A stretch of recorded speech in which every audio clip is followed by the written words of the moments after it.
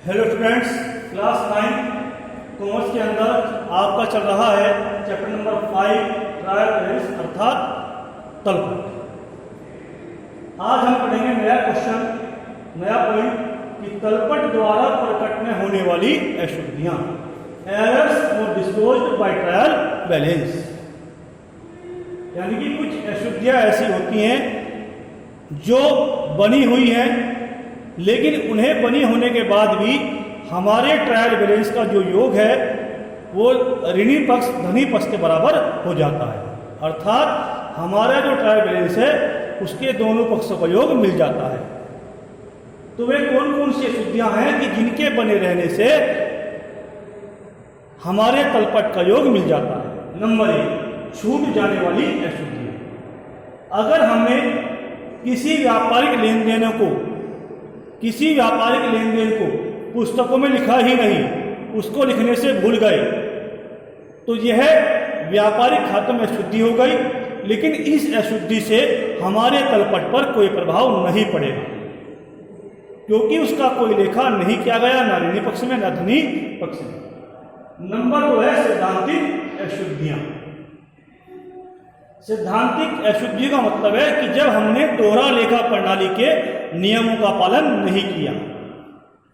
जब हमने दोहरा लेखा प्रणाली के नियमों का पालन नहीं किया, जैसे मशीन खरीदी तो प्रविष्टि बननी चाहिए मशीन खाता ऋणी रोकड़ खाते का, लेकिन हमने मशीन को ऋणी करने के बजाय क्रय खाता ऋणी कर दिया, क्रय खाता ऋणी रोकड़ खाते का। तो यह सैद्धांतिक अशुद्धि है, लेकिन इस अशुद्धि से हमारे तलपट पर कोई प्रभाव नहीं पड़ेगा, क्योंकि क्रय खाता भी ऋणी पक्ष में आया है और मशीन खाता भी ऋणी पक्ष में ही आएगा। सतिपूरक अशुद्धियां। कुछ अशुद्धियां ऐसी होती हैं जो खातों में बनी हुई हैं, लेकिन वे ऐसी अशुद्धि हैं जो एक अशुद्धि दूसरी अशुद्धि की पूर्ति कर देती है। यानी कि जिस रकम से गलती हुई है उसी रकम से अगर हमने कोई दूसरी प्रविष्टि कर दी तो वह हमारी अशुद्धि ठीक हो गई। जैसे भवन बनाने में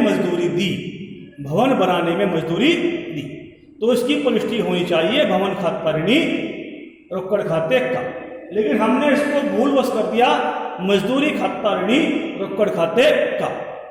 तो यह एक सतिपूरक अशुद्धि है। इस अशुद्धि से हमारे तलपट पर कोई प्रभाव नहीं पड़ेगा। अशुद्ध खतौनी का मतलब है कि जब हमने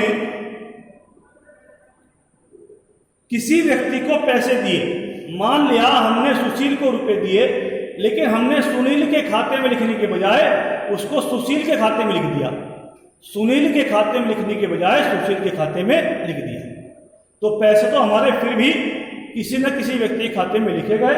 इस वजह से इस अशुद्धि से हमारे तलपट पर कोई प्रभाव नहीं पड़ेगा। दोहरी प्रविष्टि की अशुद्धियां।